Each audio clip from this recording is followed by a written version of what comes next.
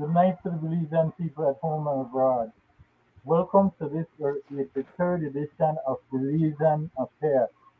Sitting with me tonight as my virtual host is the chairman, Mr. Roody, followed by my good cousin, Mr. Leonard Brackett. With that said, I go straight to my cousin for the prayer, followed by a Good, reading by the chairman.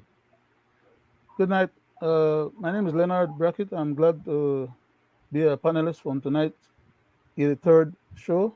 I'm going to be offering a short prayer. I'd like to ask if you can just be silent or bow with me for a second.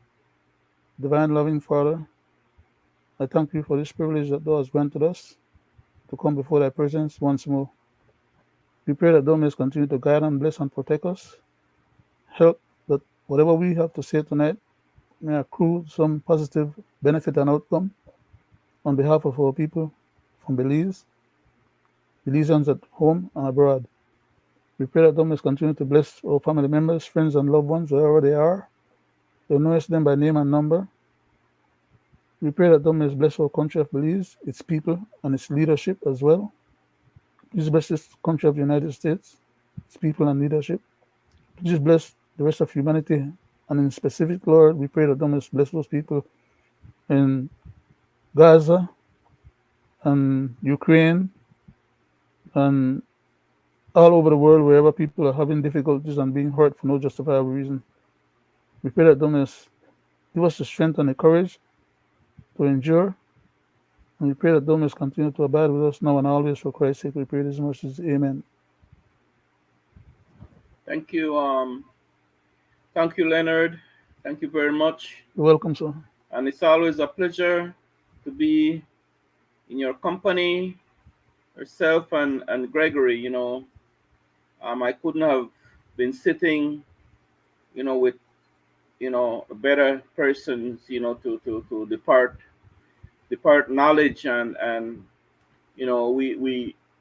we talk about things that really affecting our country and people, right? And tonight, we will have a nice discussion, about where we came from and where we at, where we came from and where we at the end of 2023.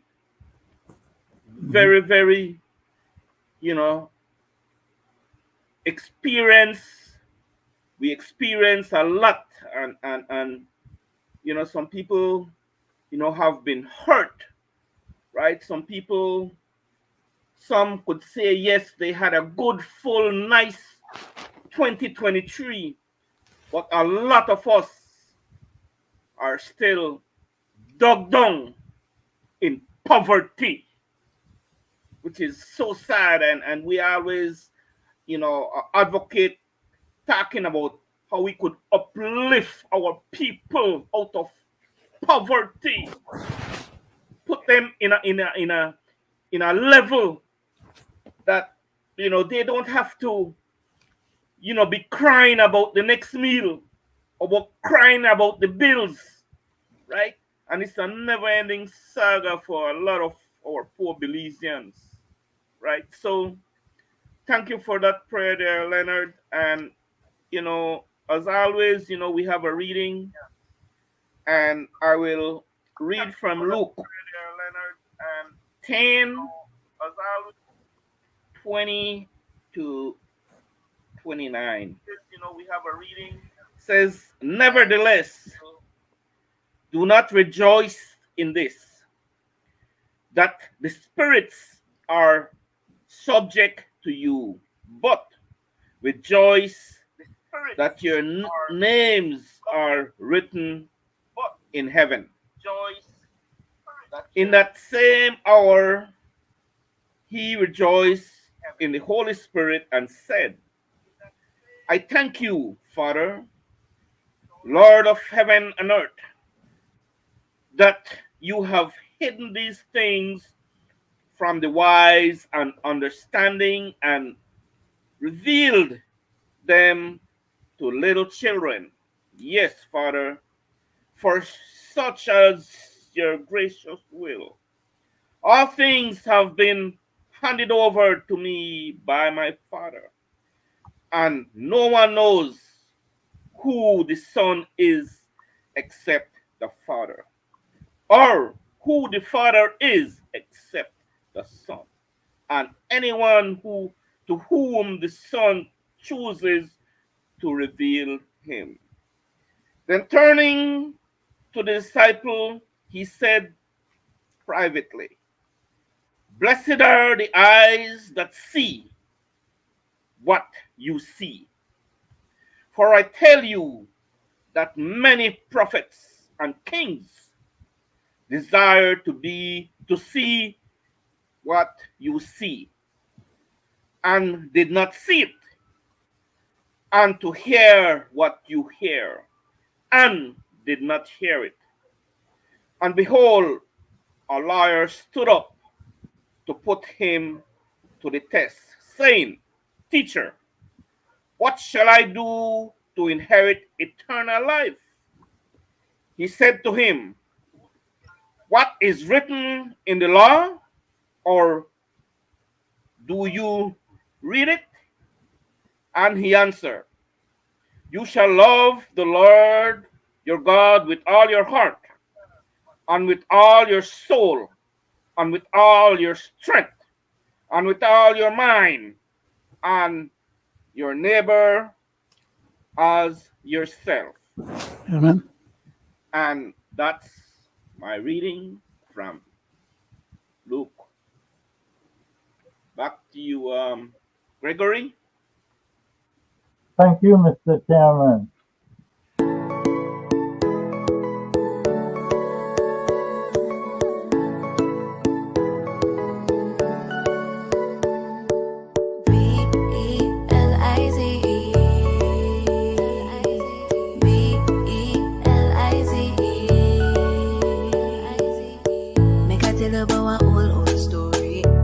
Ancestors them get glory. After war and fight for this land, today I feel proud to be Belizean. And every time I walk through the streets, I feel so blessed, so good and so free. And every time my foot touch the beach, I feel so at peace, thanking God for my country. And I don't know how it make you feel when the breeze such a fracas just touches you up, but I'm kinda living in a fantasy. It's the only place that I wanna be. My Belize, my homeland by the sea, beautiful with the trees and valleys, culture rich with a one big family, all the way from the mountains to the keys. Your vacation dream is home to me. Belize. Make I tell a little bit about my history. Home Belize was a British colony. Thank you. Thank you, Greg. Welcome back to the third edition of Belizean Affairs. Mr. Chairman, I know you have a full plate tonight, and it will be a good 83rd edition. So with that said, Mr. Chairman, I go to your first video. I just got an update from stakeholders, and it seems that as of now, we haven't seen any movement happening with respect to what was requested to the government of the Belize by the BACFA. I think the BACFA had asked the government to intervene in a way that they would see an agreement, a commercial agreement signed between the BACFA and BSI. And I think they're asking for 1 year only. What the BSA had asked is for the government to get back to them. That was 4 o'clock yesterday, and there was no response by the Prime Minister. So that I think they will wait until today to see what would be any kind of movement by the government of Belize, in the sense that they want to see the government to step in and practically finish with this impasse and have the signing of this commercial agreement so that the crop can start. In the event that we don't see that happening, Jules, I think we're going to go on a face-off again. More than likely, there will be some sort of standing up by the BACFA in order for them to be heard and for for the issue to be addressed before there could be any start of a crop. And that would be, as you know, the crop has been scheduled to start tomorrow. So I think in the following hours, it's going to get very interesting.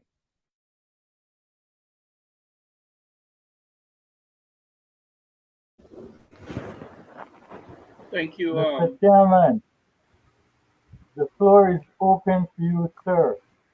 During the Christmas season, we did not have sugar.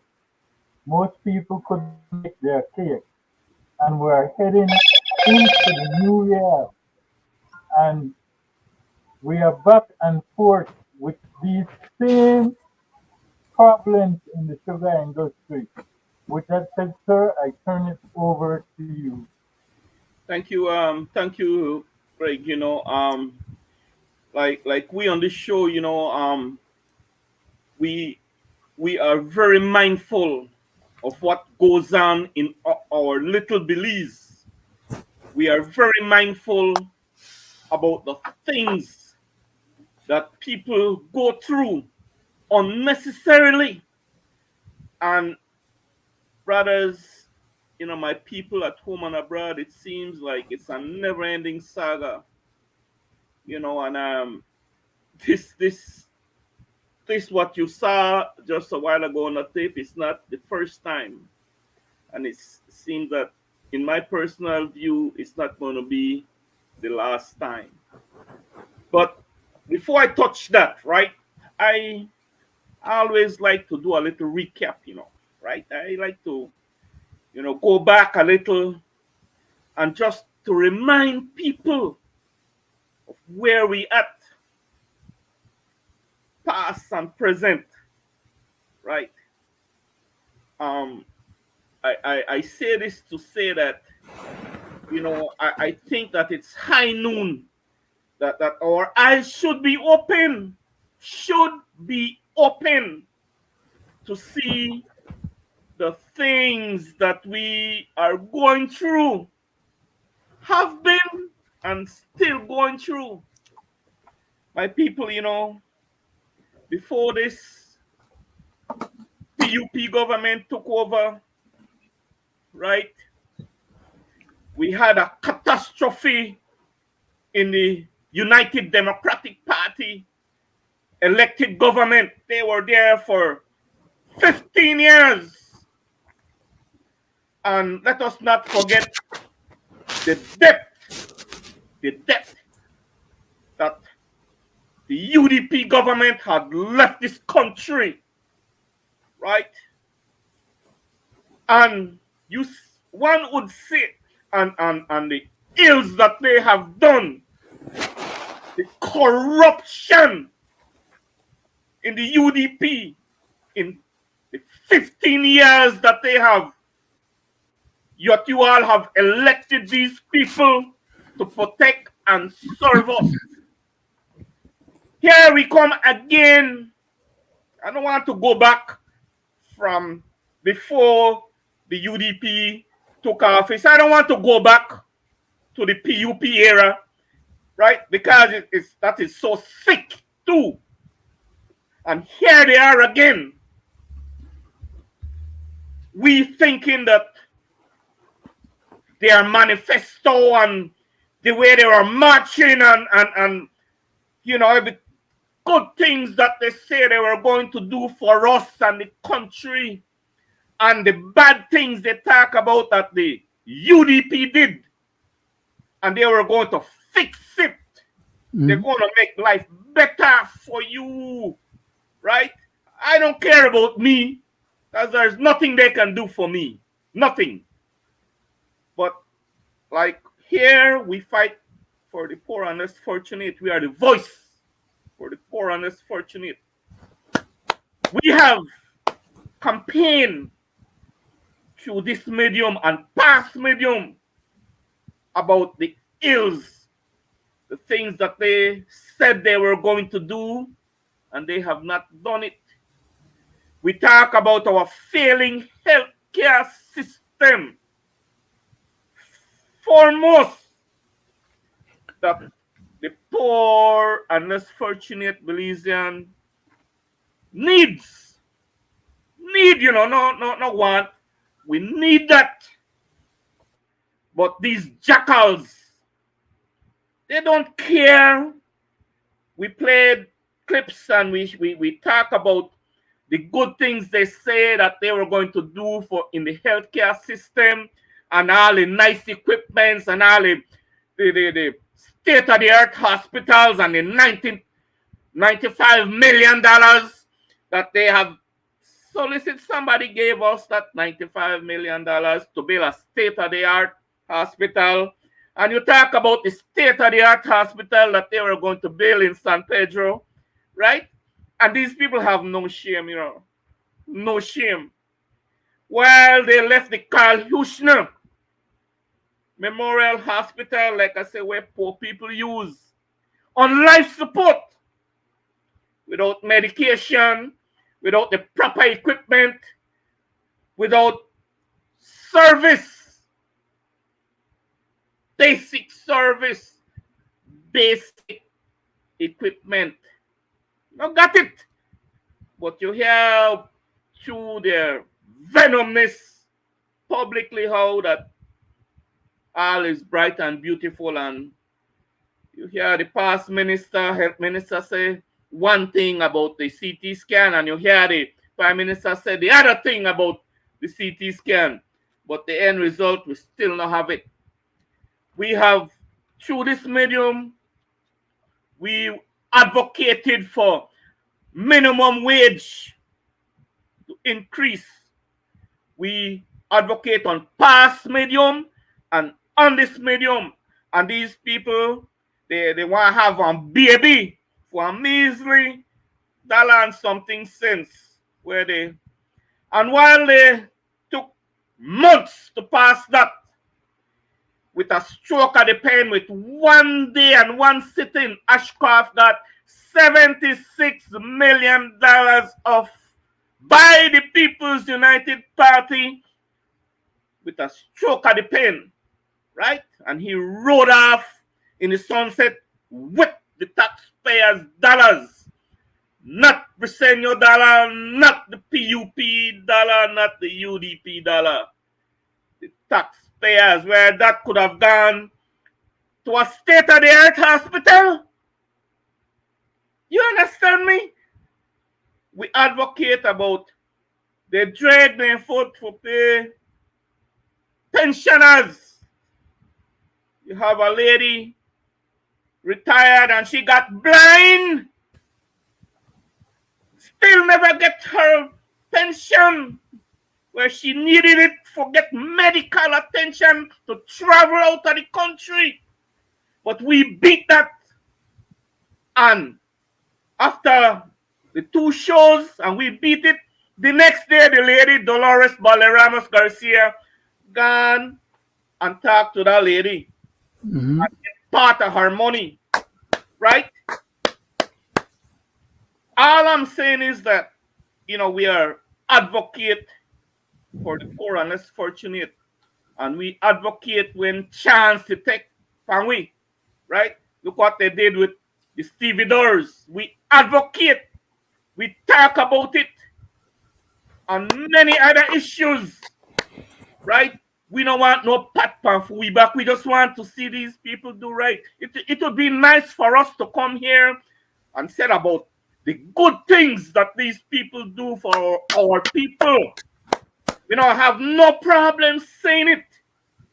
But hell, personally, I don't see nothing good, past and present, because the money they get to do the same thing over and over and over again, right? And leaving the country in debt, see no result, right? No result.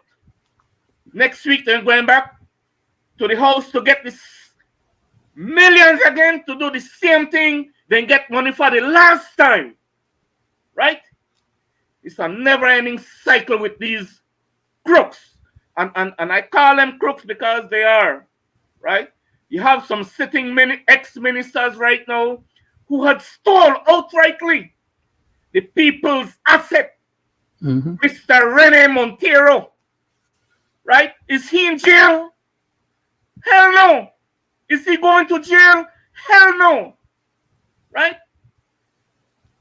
All I'm saying is that we are advocate for equal justice, right? And we would like to see justice across the board. Across the board. We advocate about the state of emergency. Greg and Leonard, we talk passively about the legal laws they pass Mm-hmm. when the state of emergency, what they did to these poor black youths, right? We advocate for that, right? So that they do the right thing and do it the right way that it should be done. Not the strong and twist people arm because you have the power and you lock up these kids for 30, 40 days and thinking that it's okay, right? And they have to, because then a flash one least sign they are a gang member, right? That's not true. I don't know where the hell they get that from because they have some tattoo and they flash one least sign or the head look one kind of way or they got some mark panen and a gang members. I don't know where these guys get this theory from. The Right? police officers, they have tattoos and thing panel too. Exactly. Oh, they not get arrested.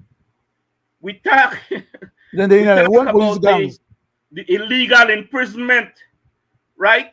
And thank God that they went out and they redo it. We talk about the senseless killing, right? The murder rate is at an all-time high. It's so sad for me today. I've been watching all over social media the body they find in our drum. One drum. Garbage. He was shot, killed. How much ever time, right? And put him in the garbage dumpster. These killers are brazen, and you hear that they say, guys, that they have camera. Oh yeah, camera all over, right? Even in the John Smith Road, right? Although they have camera, but bodies they dump there left, right, and center. But they said they put camera, right? So all I'm saying is that these guys, they come out with the fifth and they tell you what they think people want to hear, right? That they are doing this and doing that to curb crime. But in essence and reality, they are doing nothing. And my take on that is because, it's the black youths are killing out each other, and that's a form of ethnic cleansing, right? These guys, in my view, that they don't want to do better, right? In terms of curbing crime. They talk that the good things that they are going to do and they still not do it. But on that note, I call on the youths and I call on the people of this nation to stop the killing, man. Love your neighbor. Let's get back to basic.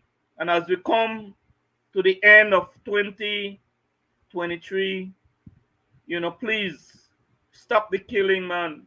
Right? On that note, and turn it over to Leonard to elaborate either on what I have said or on the clip that we are going to, right? Mr. Either Chairman, one. personally, as a member of this panel,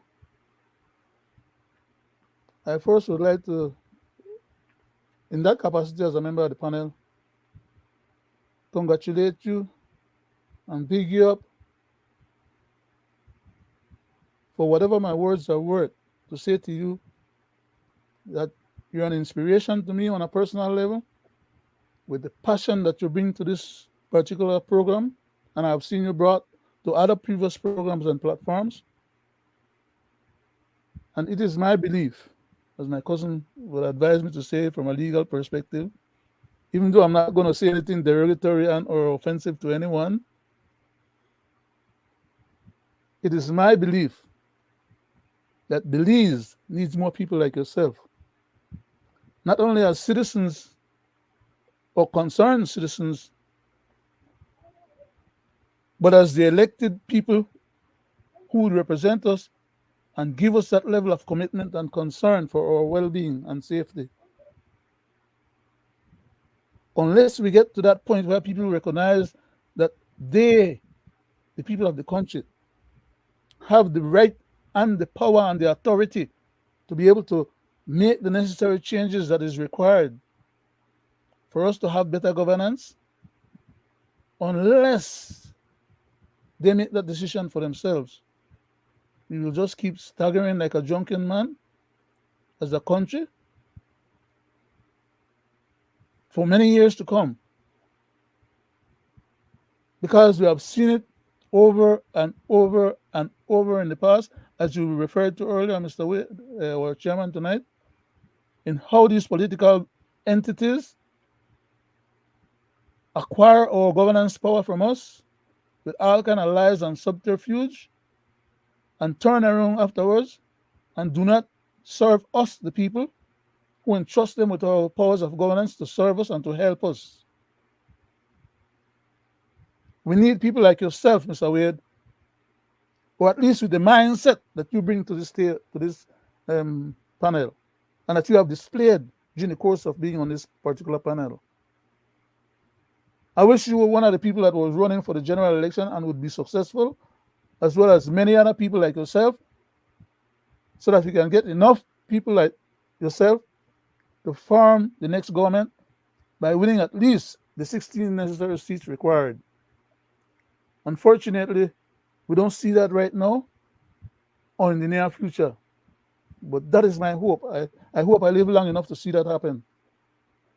Because these two parties that we have are entrenched in their in the errors of their ways, and with the attitude that they bring to the table, they don't bring a commitment to country first mindset. Their first agenda and priority is all about self-aggrandizement and self-enrichment. I would like to live long enough, I'm not sure if I will, but I would like to live long enough to see my country get governed by a bunch of patriotic-minded people, work with good men, people who have good faith and good trust in our country, to get the necessary help that our country needs, and to lift our country out of the criminal cycle that it is in presently.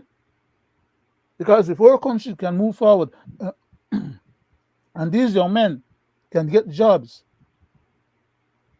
that let them be proud of themselves and their own offspring or families, there would be no need for them to be thinking on the level of just a hustle in the first place, because that's what they have to do right now in order to live. The problem is that they're doing the wrong kind of hustle. They're involved with a criminal endeavor that has no good faith and goodwill towards the public at large. When they are going to get out there and have beef among themselves, which you can't blame people for having, because we're human beings, and whether or not it's out of jealousy, greed, avarice, malice, or whatever reasons, we human beings have a tendency that is inbuilt that we constantly have to be struggling against. We are materialistic. And some of us have the ability to earn that material substance to survive and succeed in life. Others don't. Some of them for no fault of their own. You know how many people go ask for jobs? I'm not talking professional jobs. I'm talking just basic menial jobs. To sweep out or clean out one office, or to go sweep the drains of city council, or whatever. And they are being turned down, when in fact they could have been hired. They are being turned down because they don't know the right person, or the right person don't have the confidence in them, or maybe the right person wants that job for somebody else, and for a whole lot of different reasons. People are not getting the opportunity to be employed and to make a gainful living. Our society is under all kind of stresses, economic stress, educational stress. Kids go to school right now, there are parents who are paying for them, then scratch out all the extra money to send their kids to school. When the kids then graduate, there's nothing for them to do. Why? Mismanagement of our governance. The people that are running our governance system are not that concerned about that issue. You send them to school, you pay for them if you go to school, you do everything we do for get them at school, find a way to get them a job. That's two different responsibilities. The sending them to school are the parents' responsibility and the kids them having to go to school. It is the government responsibility to provide the environment within which jobs can be provided for its citizenry. I'm not saying the government is supposed to hire everybody. What I'm implying by stating what I just said is that if the government is working on behalf of the people, there is no way that only foreigners can come in with their money and be successful in Belize. Belizeans can be successful in Belize just as well. As a matter of fact, you have a lot of Belizeans abroad who would like to come and retire at home. But they refuse to go home and allow themselves to become victims of a set of circumstances that they have no control over. And the government, who have the control of the levers of governance to deal with these matters on a macro level, is paying attention to self-enrichment. You rightfully said, Mr. Wade, on this particular program or platform, we advocate for the poor, the needy, and we also advocate for those who are employed, whether by government or private enterprise. We advocate on their behalf.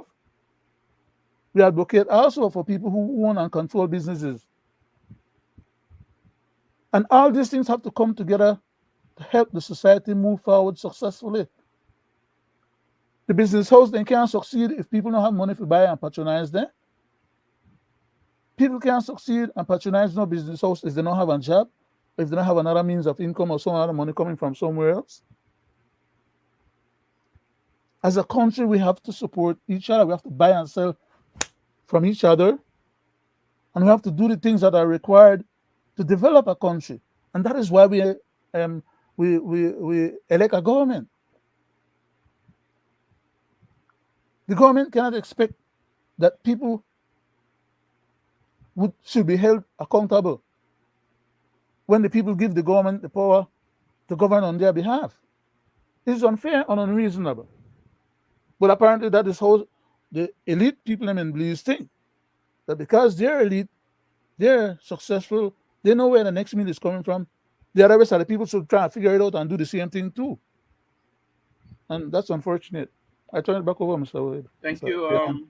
Thank you, Leonard. Well said, and point taken, people are living that on a daily basis, like I say, the government should, it's their responsibility not to make sure you well fed and well educated. No, you also had an obligation too, but what I'm saying is that they make no kind of effort, right? So like you rightfully says, what these young men got to do, they got to live, they got to feed themselves, but unfortunately they choose the wrong path, right? Wrong, killing up each other. And it seems that, like it's a never ending cycle. It seems like it's a good thing then. In society, it's a good, it's another way of employment. It's another mode of employment, right? Which it shouldn't be. You never hear none of these these kinders here stood in the house, not one of them, and say, we are going to open a canning factory, or we are going to employment by the factory that is going to come in the country. They know they lobby for that because they can't thief or can't hustle for that. Their main thing now is to bring in people in the country and sell out the Belizean patrimony and the Belizean assets right? For their own personal, right? And they totally disregard the things that they actually should be doing for the people. And like I say, it's a repetitious cycle. And this is where we at, right? Back to you, Greg. Go ahead, Greg. Sorry about that. Sorry about Thank that, you, Greg. Mr. Chairman. I had a little ISP problem, but as you rightfully say, sir, and you have, as an aspiring candidate, I support you 100% first because you have sat on these platforms and you have given the people of the Twin City enough knowledge, educating them through this media. And I congratulate you not only for being a new candidate, but you're highly appreciated for what you do on this platform. And I wouldn't Thank have you. it any other way than to have you sitting here with us. Thank you. But as you were saying, Mr. Chairman, I would like to go back to what was mentioned in the past by me and this platform also. I said that we're dealing with past and present government and especially the present government. I believe they cannot take care of external policies, including internal star soon. They are failing us in the star soon. Look what is happening internally. We are backward. We have learned women and learned men walking away from this government in Miss Marine. And now we find Mr. Courtney. And then here we have a Minister of Education with a school system that is backward, been backward through COVID. They claim that the students were losing so much time and education because of COVID, only to find out that they want to come with a new curriculum that will take another 3 years for the teachers to understand, much less how to teach the kids. And then we have a prime minister who wants to degrade our educational people. How ludicrous to get up there and talk about our teachers who has given so much in education, and not only education, Their money. in school lunches for these kids when they took away the pantry from these kids. Mm-hmm. As there's a saying in Belize, empty cocoa sack cannot stand up. So how do you as government who wants to criticize the teachers and took away the pantries expect these kids to learn on an empty stomach? You know, I look at what is happening now. They want to place the Minister of Education and give him the position as Foreign Minister.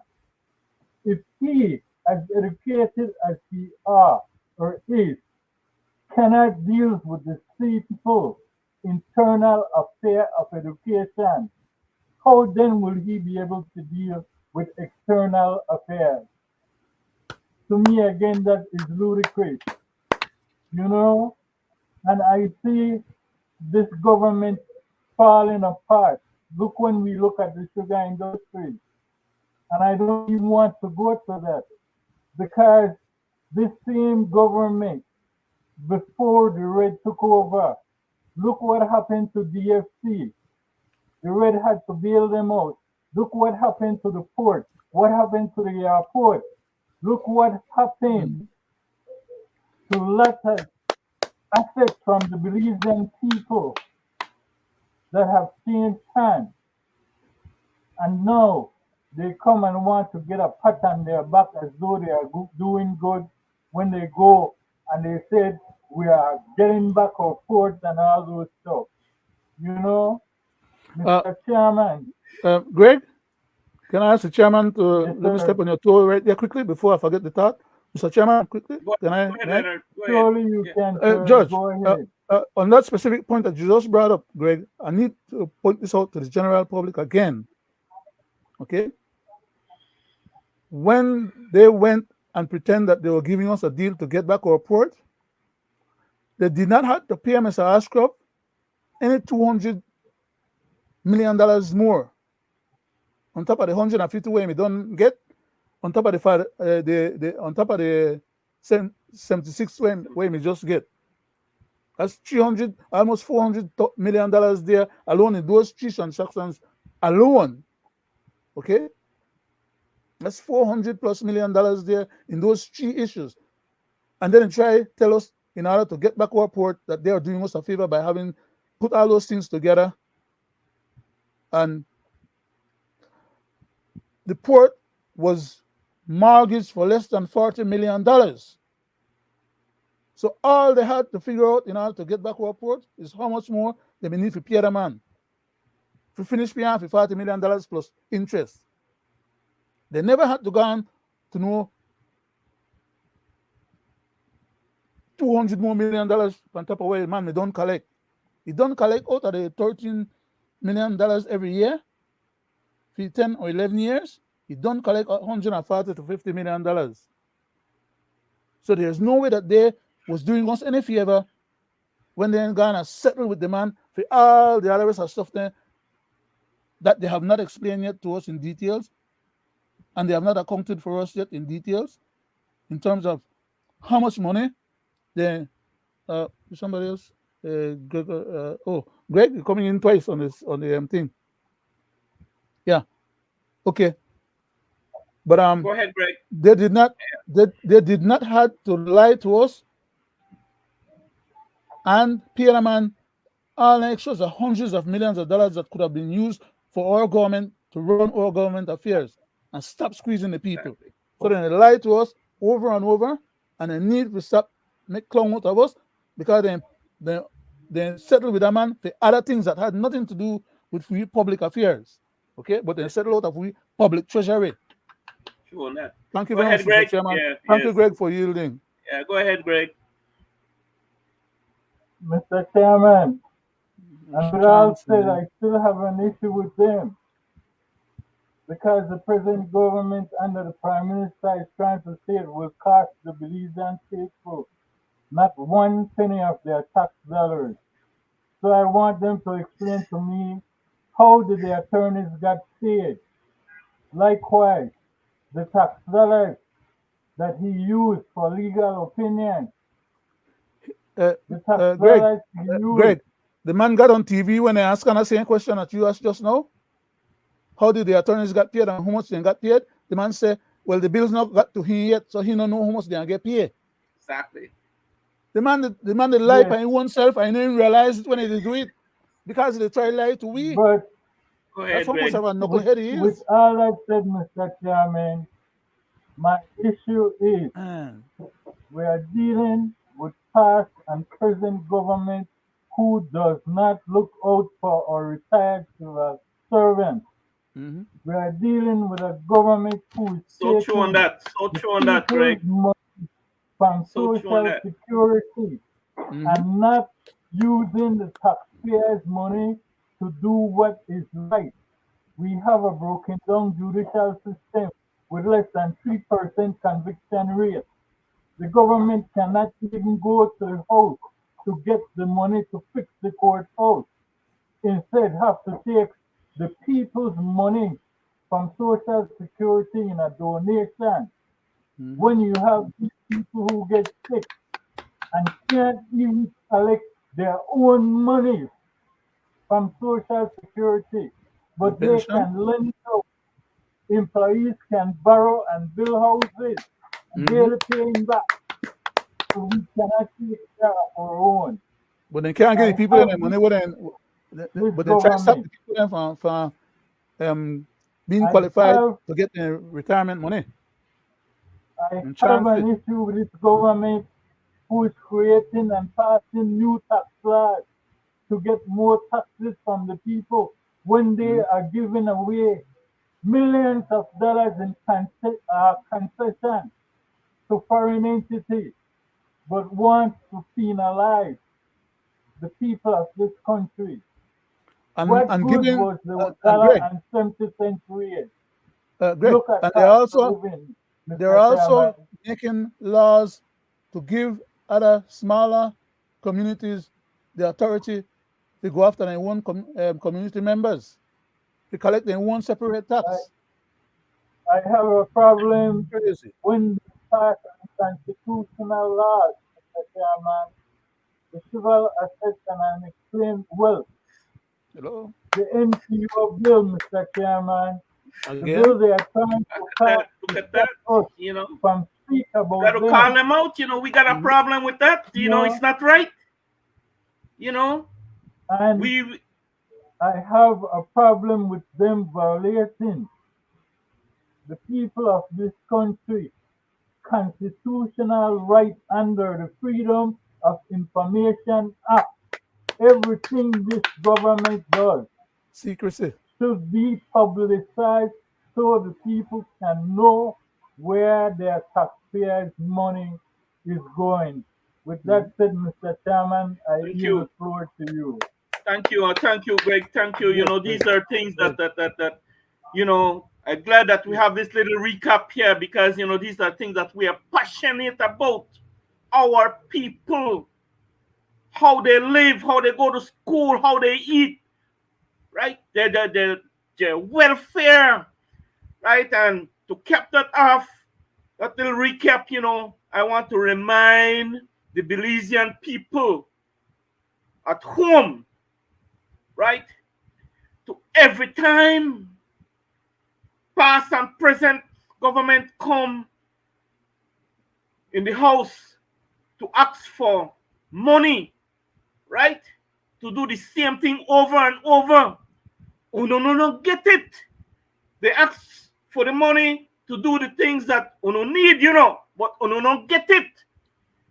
And to every time there is an election coming up, you hear these area representatives, especially Greg, you talk about, I'll go to that education minister. I'm not going to for the past one, right? I'm going for him right now because the past one had done a bunch of crap, right? With all the donations that they got from other countries, namely Taiwan, to Mhm. give to the student. Give. You know what these crooks does? Sell it, right?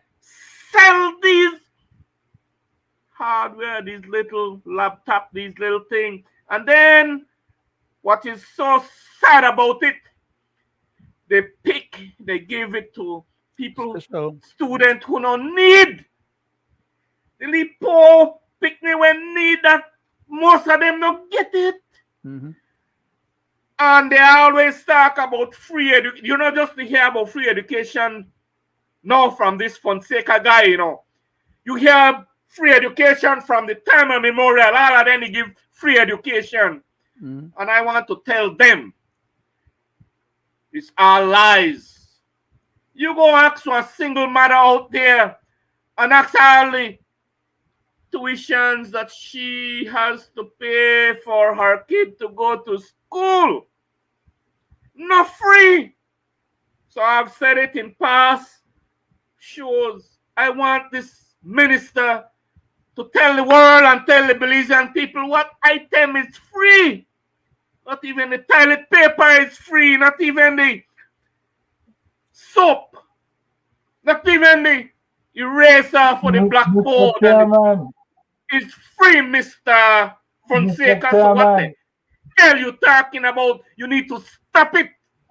And all I Mr. know Chairman, if I may, sir, passionate about if these I things, may, man. if I may answer that question for you, sir. What is free is the bringing in of immigrants that they are bringing in, and also what is free is bringing in terrorists. So I believe we have to watch this Minister of Education because more terrorists might come in. Because as educated as he is the one who said the man was checked out by highly qualified specialists. Yes, I want to know yes. where in the world they So, have any doctor that can read your brainwave and know if you ludicrous or not, so my or what you're people, thinking. so my people, when these guys talk, it's just another election venom. I call it venom. Another election venom. Every time, my point is, every time there's an election around the corner, they talk about freeness. That any feed to no. And my people who know damn well that these guys are lying. Right? Lying. Right? And on that note, that clip there, I'll give you my take on that, Gregory and Leonard, right? My take on that issue there. You see that guy that talks there, Mr. Hugo Pat, Hugo in him? Mm-hmm. I Mad. personally, yeah, personally, they're all a bunch of crooks, right? And they're only politicsing. It's just about politics because when he was in government, why the hell he didn't do better for his people? And he know the ills. Leonard, you remember Black Wednesday? I'll go back as Black Wednesday. I was Mm-hmm. part of the Tower security Hill? forces Tower at Hill? that time, right? I go back way back in the 70s. Mm-hmm. Anything changed 2024 with the No. sugar industry? No. Not a damn thing. And who do we have as the prime minister? A Canero. Canero.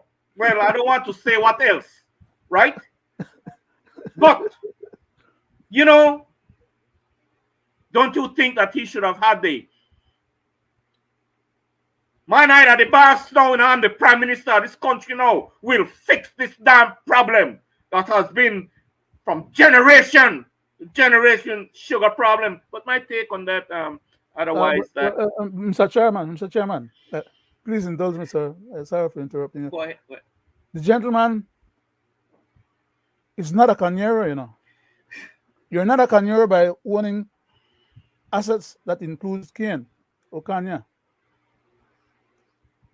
You're a Canero if you own the cane and you work the cane field and you have some knowledge, experience, and understanding about the processes. The man have none of those behind him. His father was always a big wig. So therefore he got grandfathered into inheriting his father's assets. Okay? So by inheriting his father's asset doesn't make him a Canero. He never one day gone a field and chop. He never one day gone and plant. He never one day gone and clean the field to replant or dig up the whole field and replant the whole field. He never one day drive one truck full of cane and deliver it. I'm trying to explain to you when I say he's not a Canero, what constitutes a Canero. Yes, because I don't want people misunderstand me and say because the man is from Orange Walk and he's involved around, Mr. Brackett, he has that lands. is why we need the civil assets and explain wealth to go back retroactive. I remember Sir. telling you, Greg, and Mr. Wade, and the rest of people that listen to our show, that same thing where they made the push and come back and bite them. Exactly. It is yet to come back and bite them, but when they bite them, you're going to take out one big chunk and then hide. Exactly. My thing, guys. Go ahead. I'm sorry. My thing, my fellows, right? My fellow Belizean, right? Is that you have the UDP was in power and they had their hinge people from the north too, and they know the problem. The north, they know it, right? They live it. Then brother, then sister, their uncle, they live it. This man here now. I had cane farms up there, Mr. Regina Ugo Party area. See, so when you that talk, venom, Greg, that he's spewing, right?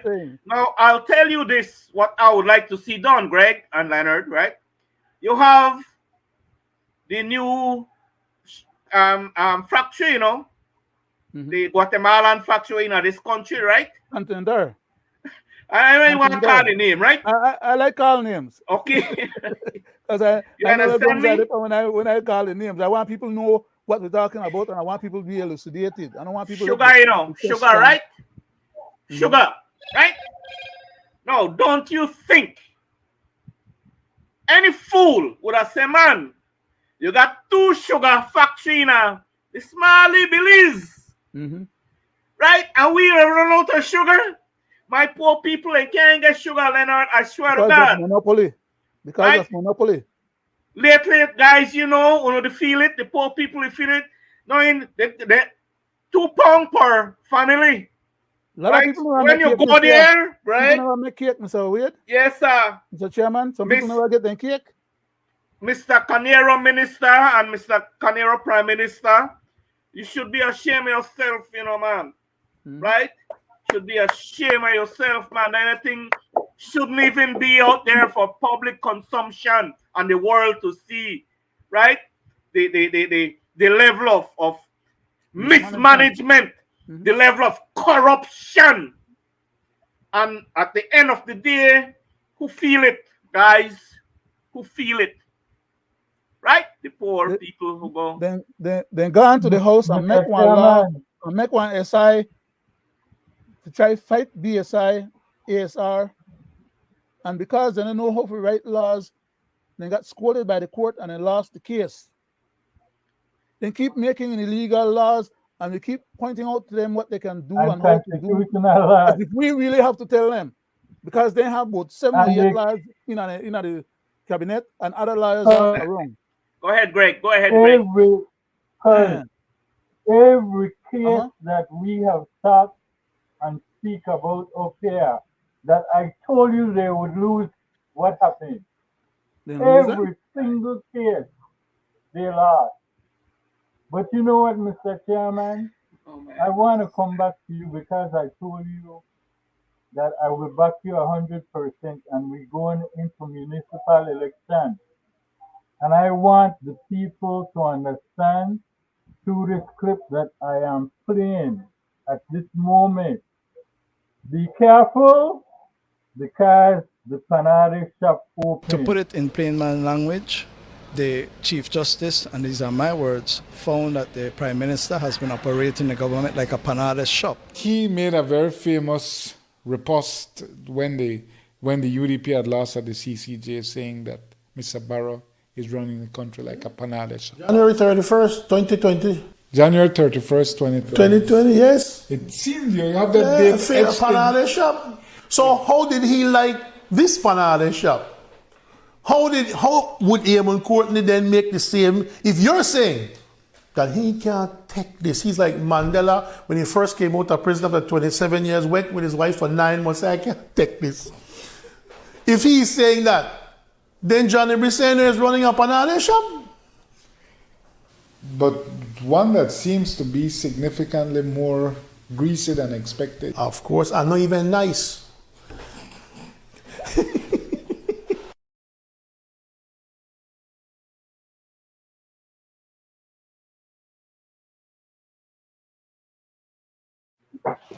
That was an unkind Mr. cut. Chairman, I give the floor to you, sir. That was an unkind cut.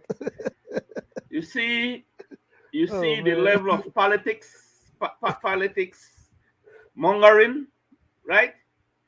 Politics mongering, but none of them address the real core of this country, you know, and the real core the real problems of this country.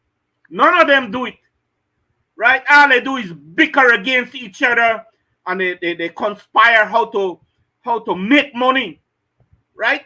That's all they do. Conspire with each other because Mr. Perifit, you know, he has no good intention of moving this country forward. He had the power, he had the opportunity to do right by people and nation. Did he do it? Hell no. Mr. Courtney again. Very powerful man in this country. Unelected? Unelected.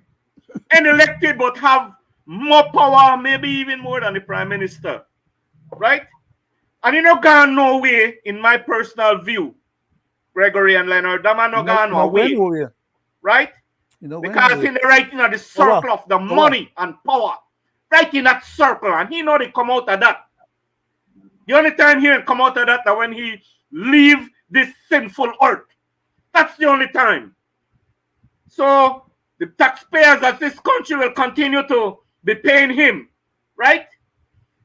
So until we get some people who really love this country and love this, the people of this country, right? Love our people and love our country and what we got and be proud of what we got.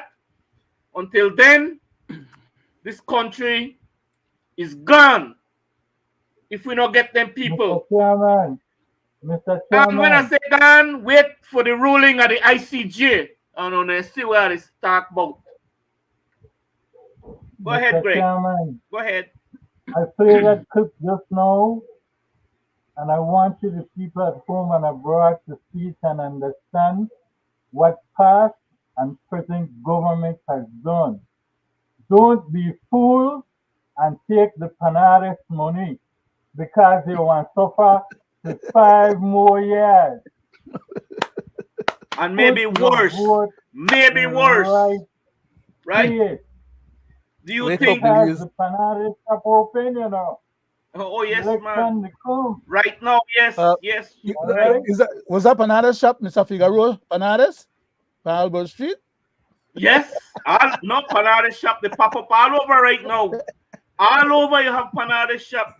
I was just trying to curry the listeners them back. Because like 50s, you rightfully says, Greg, election is around the corner.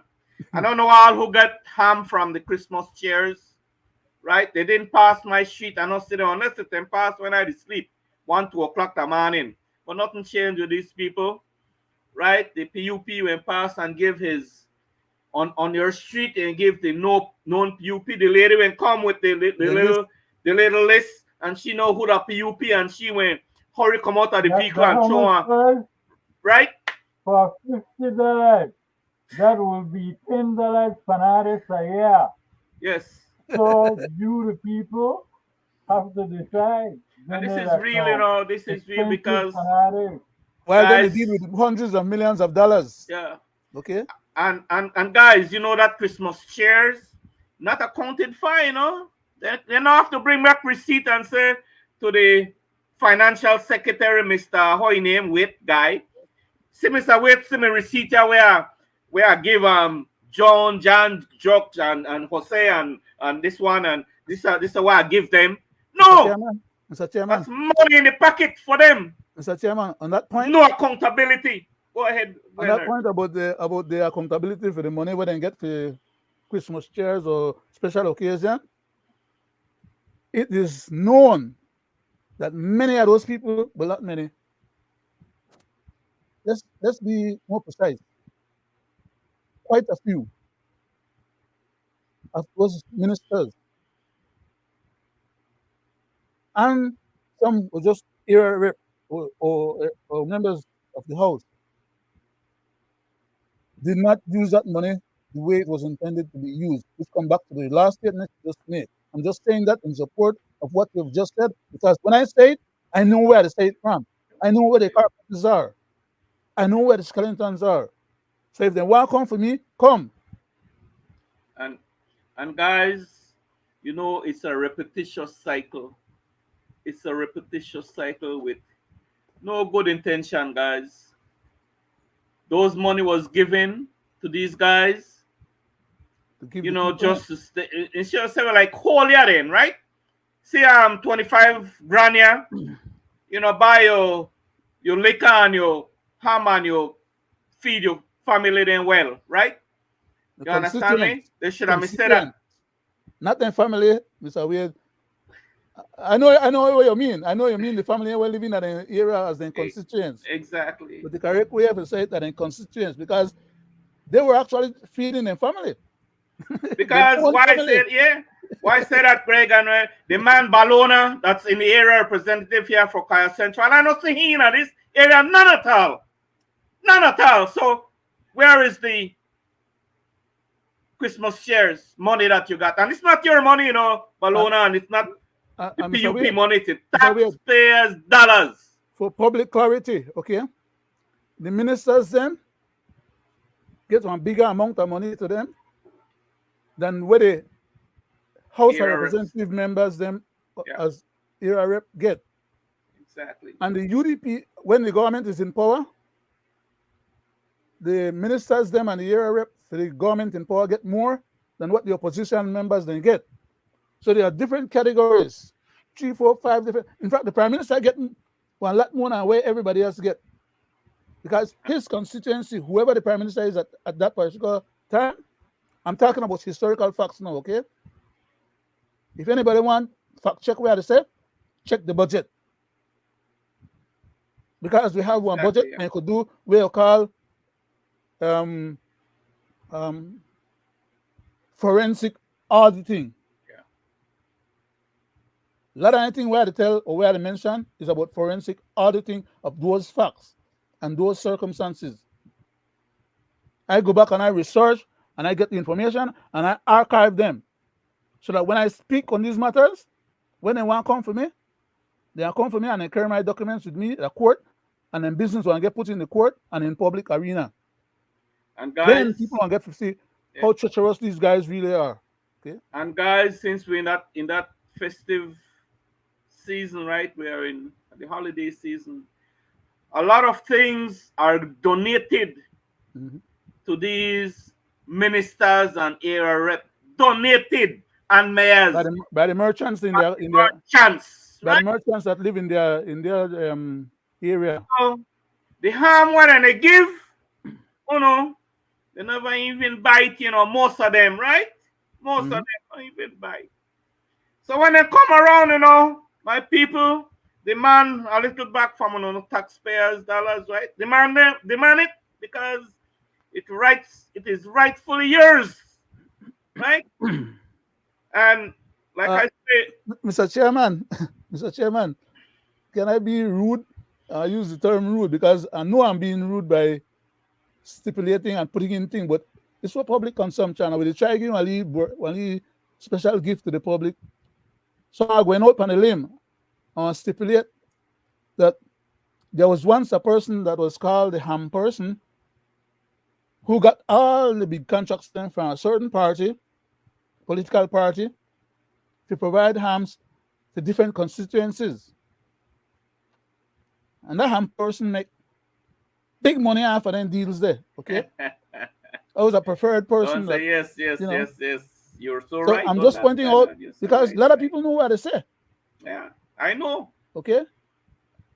So I bring it up because you touched on it just now, just by passing. But I just wanted that part to soak in and remember that these guys are on the hustle. Everything that they do is about a hustle.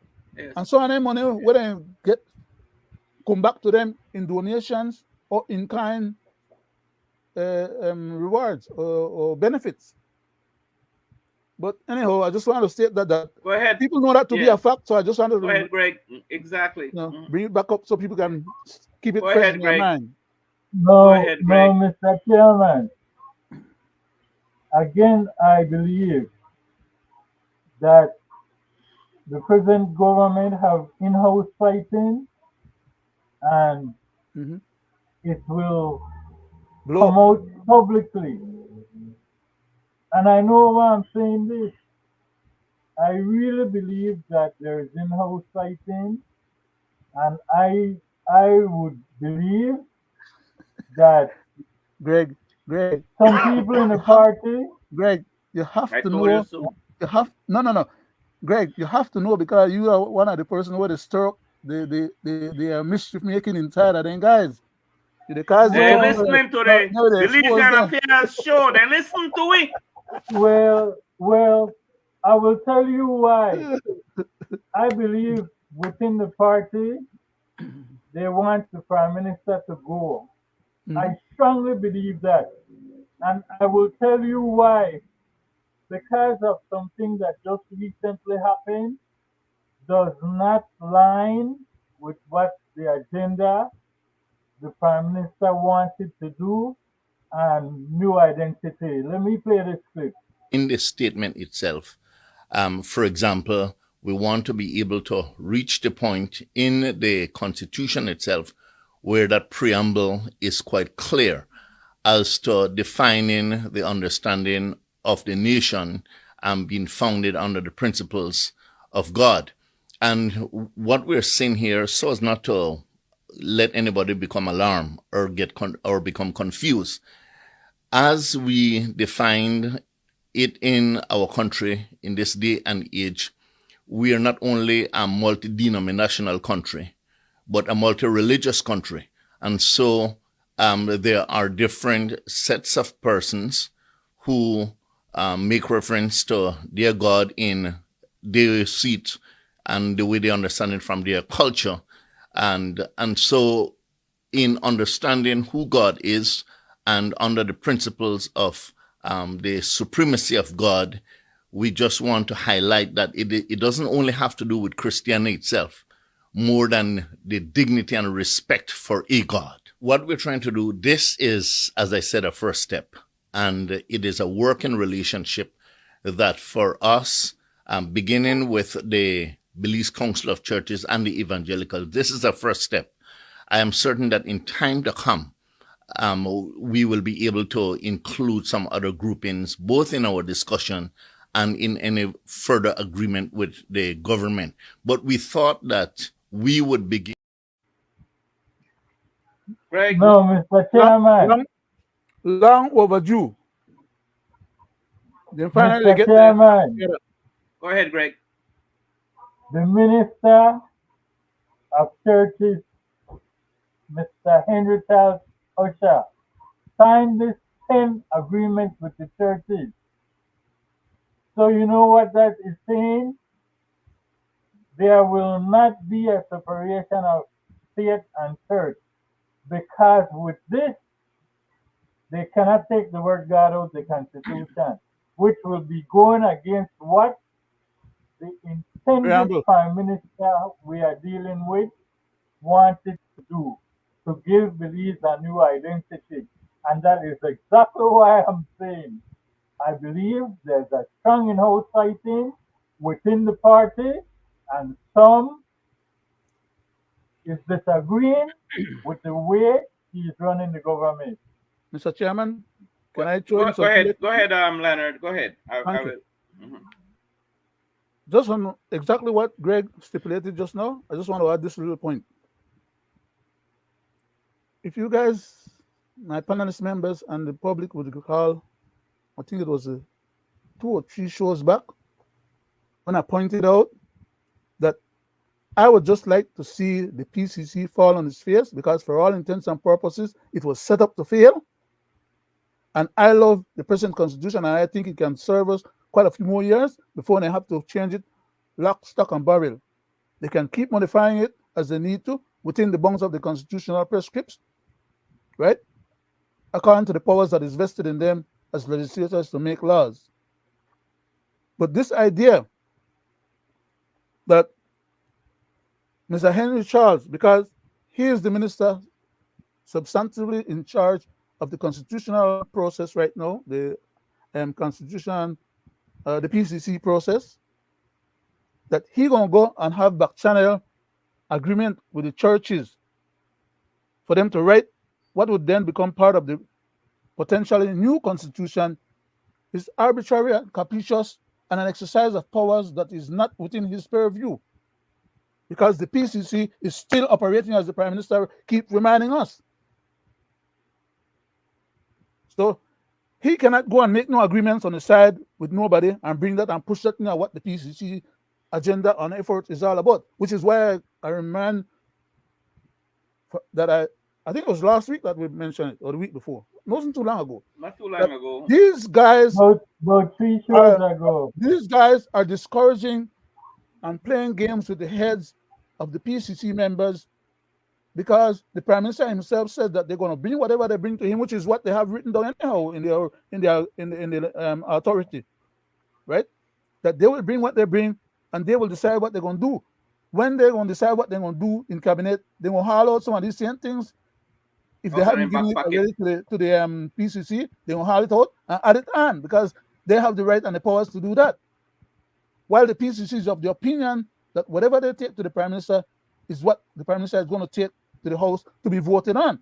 And I keep trying to explain to these good gentlemen, honest, hard-working people, good faith and good intention people, what the process was about and the limitations of their efforts and successes, and they would not have it.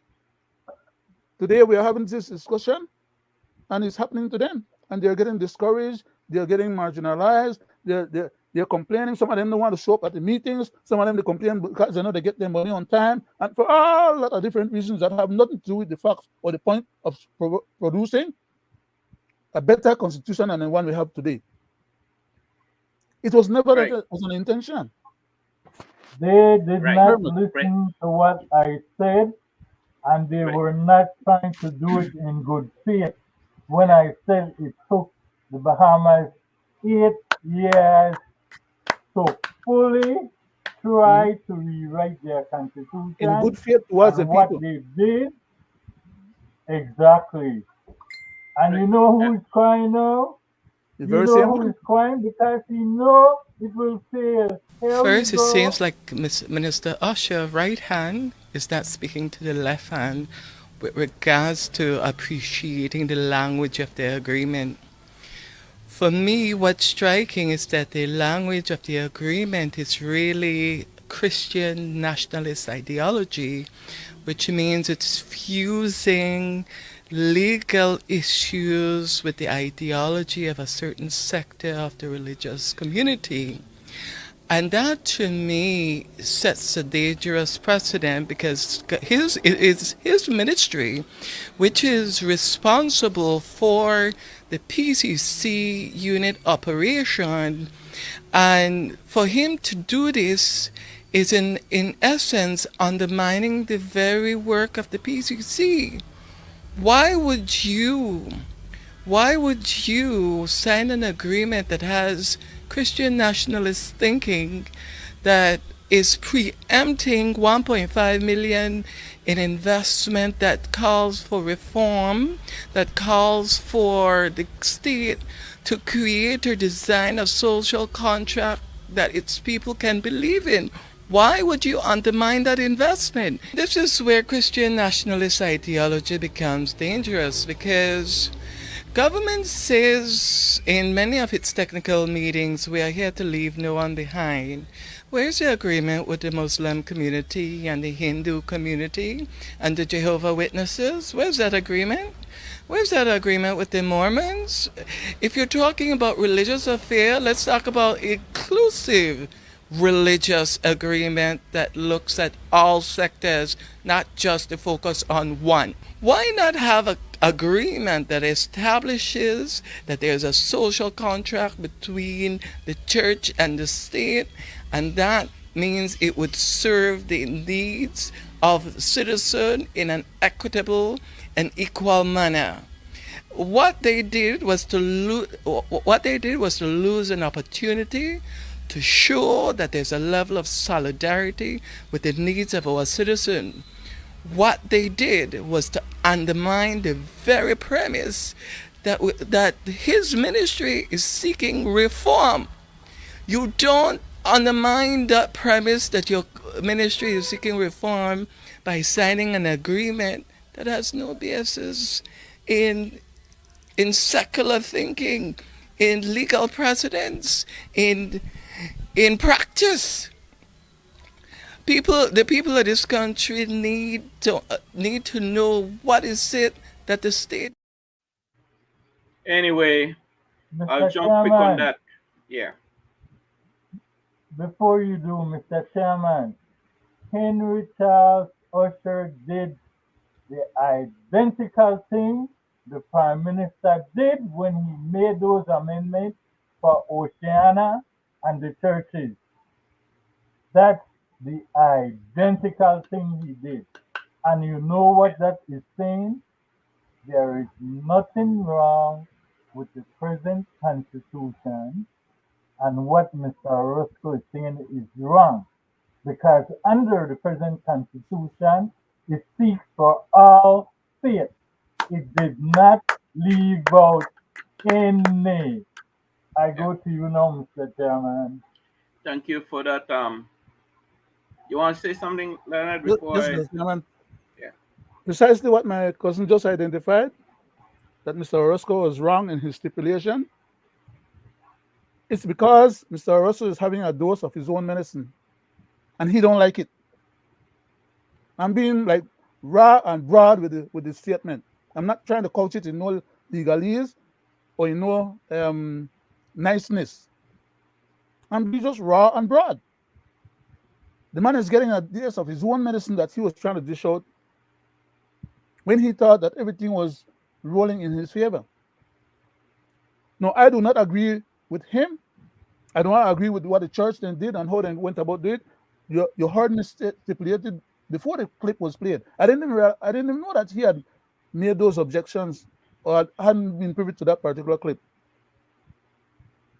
But just my intuition in terms of legalese and constitutionality told me that I was on good grounds when I was making the previous statement that I made, when I said that the church and Mr. Henry Charles were off their records and out of their elements. Because what they were doing at that point was to violate the very law that they stipulate and put on the book for this committee to operate under. Of course, like I told you all before too as well, the law was an illegal law. So they are all doodling on their own heel because of starting out from the wrong place. They start out with the wrong law, a confession of facts, an intimation of circumstance that did not meet proper procedures and protocols, and then try to use that incorrect process to bamboozle the whole country into giving an acquiescence to agree to make changes to the Constitution that would allow them to make the changes that they want to make. Now, when Mr. Orozco got on the committee, he was of the impression that, okay, these people on the committee are all genuine, the government is genuine, everything is hunky-dory, and his rights having been found to be legal and established as per what Mr. Osha keeps teaching, and I kept on complaining about them going in that direction, he's now finding out that people are fighting back to preserve their own rights, expectations, and hopefulness. He had his rights, expectation, and hopefulness, but no people are fighting back. But the same way how he was fighting to try and derogate other people's rights and constitutional rights and circumstance, when these other people are fighting back, he is now finding himself at a disadvantage, and that's what he doesn't like. Not that the Constitution, if it was to be done correctly, wouldn't leave him vindicated as well. Of course, it would leave him vindicated already as well, because the Constitution, the way it was tampered with when they found their rights to be the way they wanted it to be found under, I think it was Judge Conte that had that ruling, if I'm not mistaken. I don't remember if it was Conte or Judge CJ. Was Conte. What was the next gentleman? Greg? Don't remember him. Benjamin. Benjamin, yeah. Benjamin. Yeah, I'm not too sure whether it was Benjamin or Conte, but it was one of those two CJs that made the ruling for the amendment. I think it was Amendment 53. Was it 53, 54? I don't remember. I'm getting closer. But the bottom line is that we're running out of time. The bottom line then, my point of order was that this good gentleman is complaining now because he's seen that other people are having their way, or at least their say. And they're having their way and say at a higher level than where he's at as the commission. When the church is negotiating with the minister that is substantially responsible for the whole operations, that minister sits in cabinet, which is where the documents that the commission produce is going to go to the prime minister, to the cabinet. And of course, it is Mr. Charles' organizations that are supporting the commission in drafting and putting the memos together. So he Mr. Charles have a lot of opportunity to get whatever agreement he makes with the church into the final product. Thank you. But sir, excuse me, Mr. Chairman. I have said it before, even with all that I have said, it would not have gone anywhere because it's unconstitutional. If you take away Section 5, the whole exercise number that 22, is it has unconstitutional. no power at all. The state, the head of state cannot give power to the government. There is no way. When the GD went and signed that, if she did, she Because right we now still can question be it, right? held Remember we were accountable. questioning that, right, Greg? And they said, "Oh, it wasn't the real GG that signed it. She was not available. It was the Somebody deputy in GG." her office Right? there, some other person. Remember we But questioned that they and we thought found out we wouldn't see the that. unconstitutionality of that But process as well. The whole anyway, thing would have guys, Go ahead, fallen Mr. yes. let Chairman. me The whole thing put would have my failed. little 2 cents Go ahead, sir. in there. Like that tape you played. Like you said, Leonard, he's doodling on his own heel, right? Greg, we have all come to the agreement that there's nothing wrong with our constitution, right? Nothing. We have right. We Nothing. here, right? Mm-hmm. But I think what had happened there, you says, Greg, that there is infighting, right? Mm-hmm. And right, okay, what we the part of that, we the part of that cause, for different right? reasons, And another right? thing, right? Different reasons, Mr. Chairman, right? You're I said they're having that internal problem for different reasons. For different reasons, right? Some of which we have contributed to. Yes. We are part of that, right? But Thank anyway, God. Greg, you remember with the church in San Pedro, and we talk about and we brought it out, and right, which should have happened long time ago, right? Now, what strikes me is the senator for the church, pastor or bishop or whatever, whoever, Mr. Bengushe, right? We had He didn't make any noise, guys. He didn't make any noise. When he knew there is public outcry. Because he had understanding, right? the unelected senator told them. In my personal view, he's a PUP voter, right? Yes, but he's a, so he had that understanding, right? Good. No, but that was actually given, Yes, the listen leader now. of government business, Mr. I want to know, Greg, I say this verbally to say that, guys, if there were no noise out there, right? Oh, man. He would have acted? No. Just that's I wonder, right? Mr. Chairman, we call him out. I personally call him out. And sure I said did. it all. And then they went and had their lawyers from down south to come and consult with them. Right? For them to realize that what we were advocating and saying. Are these people genuine people under the eyes of God? Are these people genuine? And as for Mr. Orozco or Mr. Roscoe, I cannot excuse. I can't. I don't want him to sue me, so I say either he or she, right? Either one of them he answers to, right? That guy is an evil person, right? Or he or she is an evil person, right? And he cannot get what he wants now, so he in the crybaby. Now in the US will help him now, right? Now in the US will help him. No, you better believe they will. Push his agenda. You better believe some levers are going to be pulled behind the scenes. Oh yes. And the you hear he say about other president, another this, another that. Right? He knows damn well what the hell he talking about. That not the work no more. Right? So you ought to be ashamed of yourself to be living in our society for the way you think, Mr. Mr. Chairman, Orozco. can you go ahead and just do the closing tonight, please, since we're close? Yeah, go ahead. Go ahead. No, you go ahead and do it, sir. Oh, yeah, yeah. Well, you know, guys, you know, we always have... Greg, Mr. Chairman, 1 second. Greg, Yes. before he does the closing, could you give him at least, how long was that thing for him? 2 minutes or 1 minute? 1.5 minutes, 2 minutes? It's not that long. We can play that right now. Show that in there before he close out, please. Right, let me do that right now so you can do that. My people and residents of the Twin Tongue, my name is Roody Wade.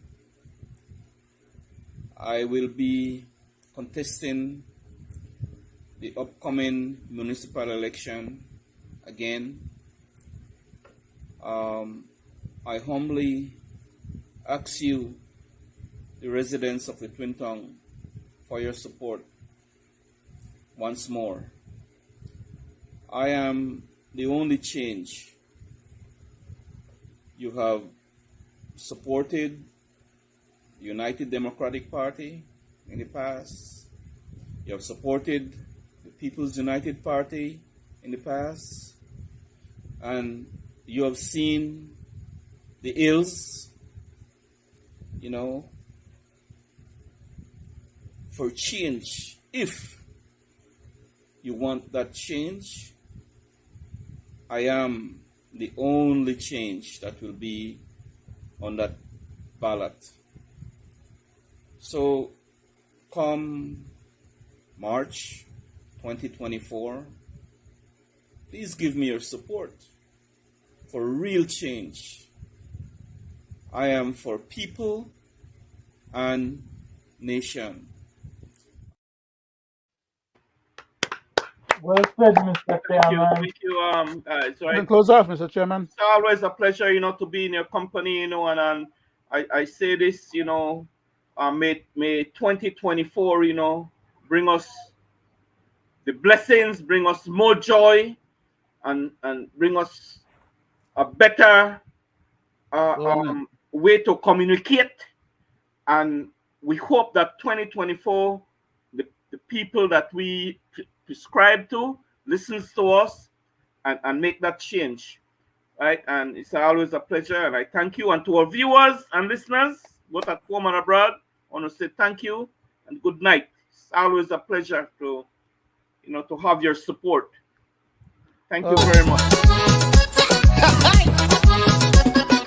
We want everybody. We want everybody. Give me some of your everybody. Give me some of that cassava. We want everybody. We want everybody. Give me some of your everybody. Give me some of that cassava.